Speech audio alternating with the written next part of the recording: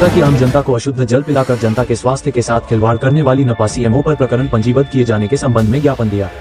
नागदा में कई रासायनिक उद्योग स्थापित है और इस बात की भी कई बार पुष्टि हो चुकी है कि इन रासायनिक उद्योगों का पानी कहीं न कहीं चंबल नदी में मिलता है। तो ऐसे में नगर पालिका की माहिती जवाबदारी बनती है कि जो पानी चंबल नदी से नागदा की जनता को सप्लाई किया जा रहा है उसकी प्रतिदिन लेबोरेटरी में जांच की जाए ताकि यह पता लगाया जा सके कि कहीं इस पानी में रसायन तो नहीं है। लेकिन नागदा नगर पालिका ने 251 दिन शहर को बगैर लैब टेस्ट करे पानी सप्लाई किया, जो जनता की सेहत के साथ सीधा खिलवाड़ है। नागदा में लगातार जल जनित बीमारियां आम जनता को हो रही है। ये बात रविवार 12 अक्टूबर को स्वच्छ पानी की मांग को लेकर हो रहे गैर राजनीतिक अभियान के संयोजक बसंत मालपानी ने कहते हुए थाना प्रभारी नागदा को ज्ञापन देकर नगर पालिका के मुख्य नगर पालिका अधिकारी के खिलाफ आपराधिक प्रकरण दर्ज करने की मांग की है। ज्ञापन का वाचन निशा चौहान ने किया।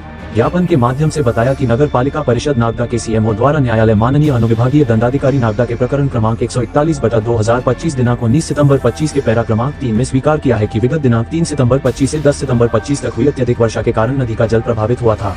इसलिए मटमैला पानी नगर में प्रदाय किया गया था, जो कि अपने आप में एक अपराध है और सार्वजनिक स्वास्थ्य के साथ सीधा खिलवाड़ है।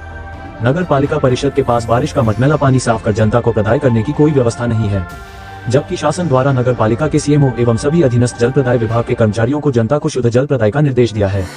पिछले कई वर्षों से लगातार सेटल टैंक नहीं बनाने से मटमैला व अशुद्ध पानी जनता को प्रदाय किया जा रहा है। सेटल टैंक के निर्माण की जवाबदारी संपूर्ण परिषद, सीएमओ एवं अधीक्षण यंत्री की है। नगर पालिका परिषद द्वारा लोक स्वास्थ्य यांत्रिकी विभाग द्वारा जो निर्देश दिए गए हैं उन निर्देशों के अनुसार पानी का शोधन नहीं किया जाता है। पिछले कई वर्षों से पानी के शोधन की जाँच के लिए केमिस्ट नहीं है।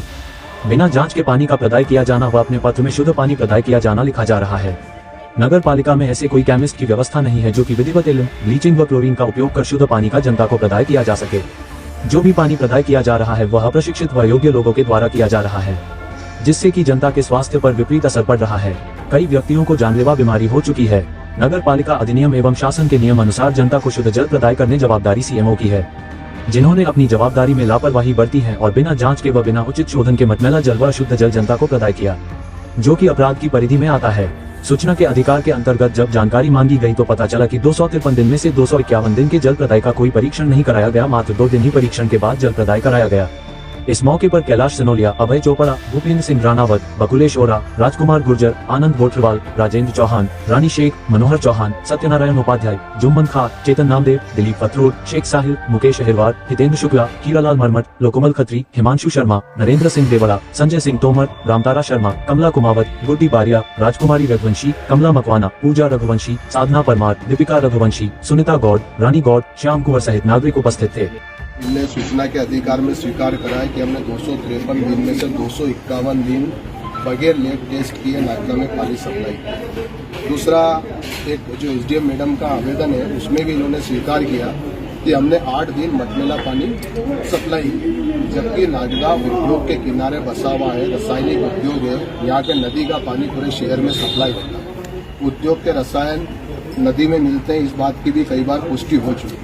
अगर बगैर लैब टेस्ट किए पानी नागदा में सप्लाई हो रहा है, मतलब कहीं ना कहीं लोगों के स्वास्थ्य से खुले रूप से ये खिलवाड़ हो रहा है। छिंदवाड़ा की घटना आप सभी लोगों के सामने है कि छिंदवाड़ा में किस प्रकार दवाइयों से अगर बगैर लैब टेस्ट किए या खराब दवाइयों के कारण 22 मौतें हो चुकी है। जब नागदा में ऐसा गंदा पानी सप्लाई होगा, हो सकता है उसमें कोई रासायनिक तत्व भी शामिल है। और नागदा में अस्पतालों में आप भीड़ देख लो कि गंदे पानी की वजह से तमाम तरह की बीमारी है।